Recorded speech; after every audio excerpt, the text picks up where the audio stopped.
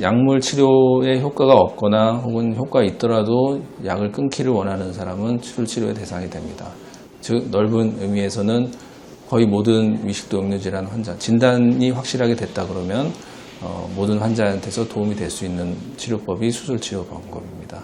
하지만 모든 환자가 지금 수술을 받고 있는 상황은 아닌데 특히 더 효과가 좋을 것으로 예상되는 환자한테서 수술을 하게 되죠. 그래서 이럴 때는 비전형적인 증상이 있어서 약물 치료에 잘 반응이 안 되는 환자라든지 또 치료에 반응을 잘하지만 약을 끊을 수가 없는 그런 환자에 대해서는 특히나 더 수술 치료가 도움이 되기 때문에 수술을 권유드립니다.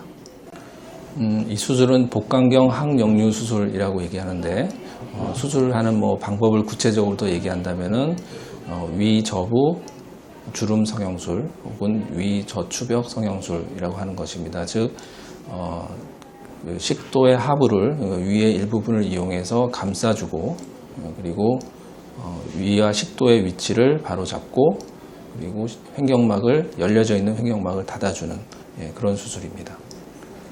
수술의 원리는 정상적으로 위 식도 경계 부위에 횡격막과 이렇게 연결이 되는 그 부분에 위에서 식도로 역류가 되지 않도록 하는 항역류 장벽을 형성하고 있는 구조물이 있습니다. 이 구조물의 기능이 떨어진 것이 이 위식도 역류 질환의 원인이 되는 것이고 그리고 항역류 수술은 이 부분의 기능을 더 개선시키는 방향으로 이렇게 교정을 해주는 그런 수술입니다.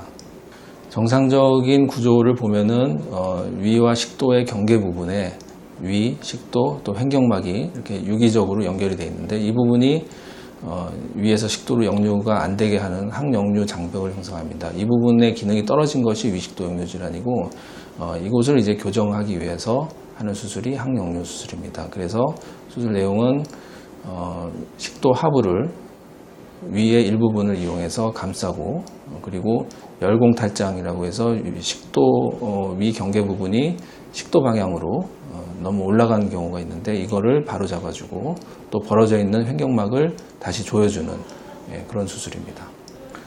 위식도 역류 질환이나 혹은 이제 위궤양, 위염 이런 것도 다 위산 분비와 관련되는 그런 질환이라는 그런 공통점이 있긴 하지만 항역류 수술을 한다고 해서 위염이나 위궤양이 같이 없어지는 것은 아닙니다.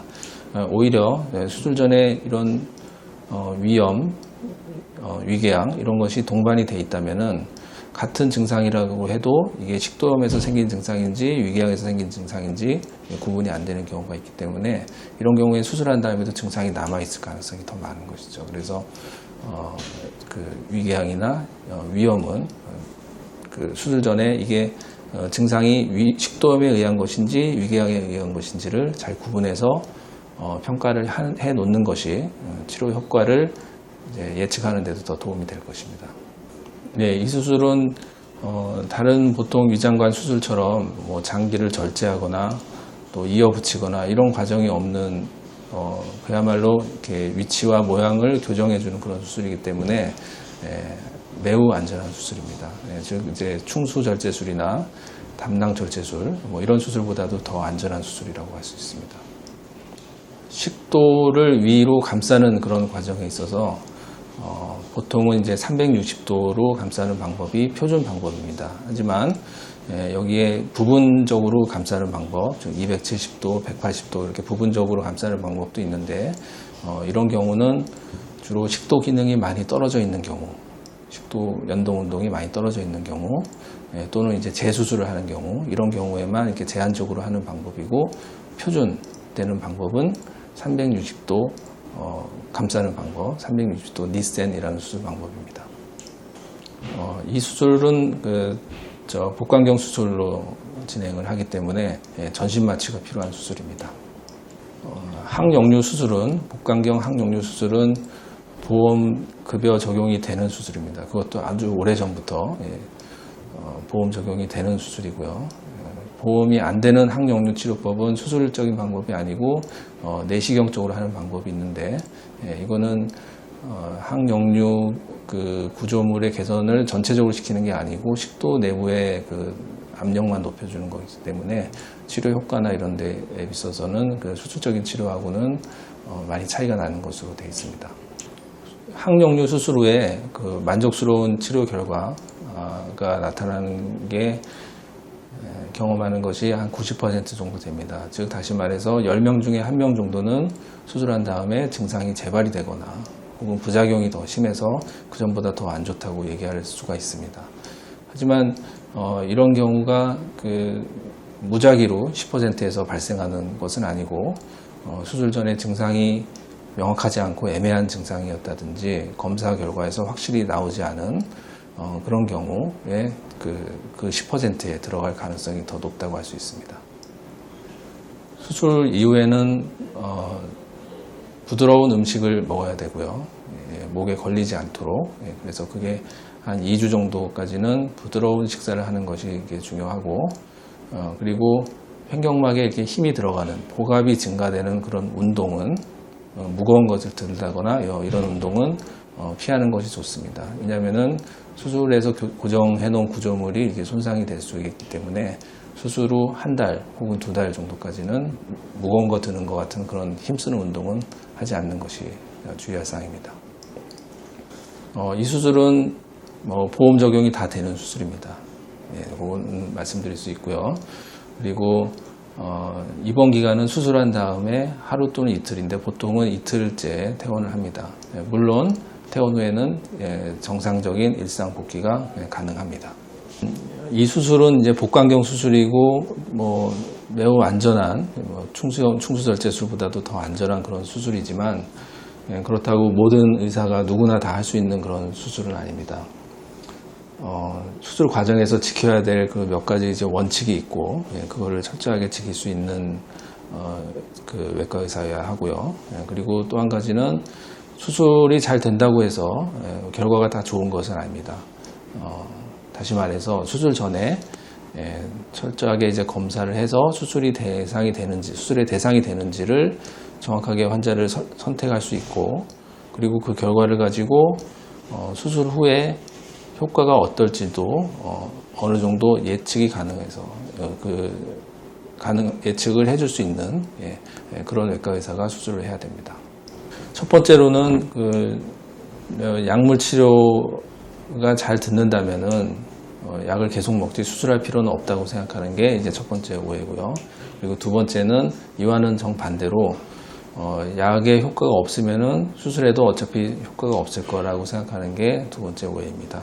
반대되는 이야기인데 두 가지 다 좀 잘못된 오해이죠. 첫 번째는 우선 약물 치료의 효과가 좋더라도 약물에 장기 복용했을 때의 부작용이나 또 비용 효과적인 면에서나 그리고 이제 치료의 효과 측면에서 그 수술이 더 우월한 경우가 많이 있으니까 그 수술 치료를 고려해야 된다는 것이고요. 그리고 두 번째 오해는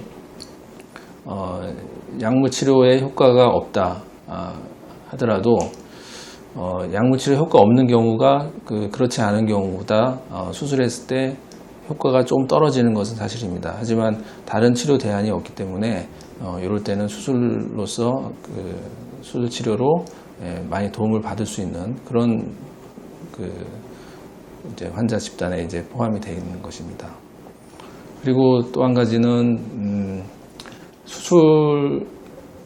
수술을 받으면은 그 역류 증상은 이제 좋아지지만 반대로 연화곤란이나 이런 이제 부작용 때문에 더 고생하게 된다 하는 게 이제 한 가지 또 흔한 오해인데, 단기적으로 보면 수술 직후에는 거의 절반에 가까운 환자들이 이제 연화 장애를 이제 호소합니다.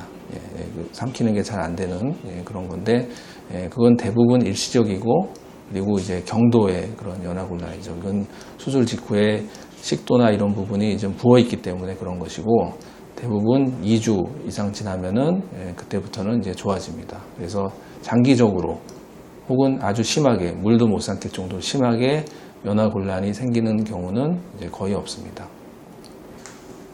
위식도 역류 질환이 있으면은 과식도 못하고 또 기름진 음식 먹기도 힘들고 밤에 먹기도 힘들고 이런 불편함이 있죠. 근데 수술 이후에는 좀 더 편하게 먹을 수 있는 그런 장점이 분명히 있습니다. 하지만 많은 환자분들의 경우에서 수술한 이후에도 이런 생활 습관의 개선이 없다면은 증상이 다시 생기는 경우가 흔하게 있습니다. 그래서 수술 이후에라도 증상을 이제 봐가면서 그런 생활 습관의 개선, 즉 피할 음식을 피하고 또 과식을 피하고 또 체중 조절을 하고 이런 그 생활 습관의 개선은 지속적으로 필요하다고 할 수 있습니다. 이 위식도 역류 질환은 뭐 흔한 병이긴 하지만 증상이 아주 심한 경우에는 그 삶의 질에 아주 큰 영향을 미칩니다. 그래서 일단은 뭐 수면 장애가 오는 분들이 아주 많고요. 잠을 못 자서 그 힘들다는 그런 삶의 질에 아주 큰 영향을 주죠. 그런 경우가 있고, 제가 이제 본 환자분들 중에 많은 경우가 일상생활이 영유가 안 되는 그런 겁니다. 직장을 못 다니고 또 학교를 잘 못 다니고 생활 자체가 안 될 정도로 심한 증상을 가진 분들이 생각보다 상당히 많습니다. 이런 경우에는 그 약물 치료가 효과가 잘 없다 그러면은 수술 치료를 받는 것이 아주 좋은 결과를 나타낼 수 있고, 무엇보다도 삶의 질이 달라지니까 그 삶의 질을 좋게 하는 아주 좋은 치료 방법이라고 생각이 됩니다. 증상이 굉장히 다양하고 그 심한 정도도 아주 경도에서부터 아주 심한 삶의 영유가 잘 안 될 정도의 심한 증상까지 다양합니다. 그래서 어느 단계에서 치료를 시작해야 되느냐가 문제가 될 수가 있는데, 일단 증상이 있다면 치료를 안 하고 방치하는 것은 추천드리지 않습니다. 약물 치료를 우선해서 치료를 반드시 시작하는 것이, 그게 뭐 다른 질환이 뭐 생길까봐 하는 게 아니라 증상을 편하게 하기 위해서 치료는 무조건 시작하는 게 좋겠고요. 그 중에서 특히 뭐 살아가는데 아주 영향이 크다, 지장이 아주 많거나 이런 경우, 또 약물 치료에 그 부담이 있는 경우, 이런 경우에 또 수술 치료까지도 생각할 수 있습니다. 그러니까 증상의 그 심한 정도를 이거를 그 척도로 나타내기는 어렵지만 본인의 그 삶에 그 생활하는데 영향이 많다 그러면은 이때는 이제 반드시 치료를 해야 되는 그런 질환입니다.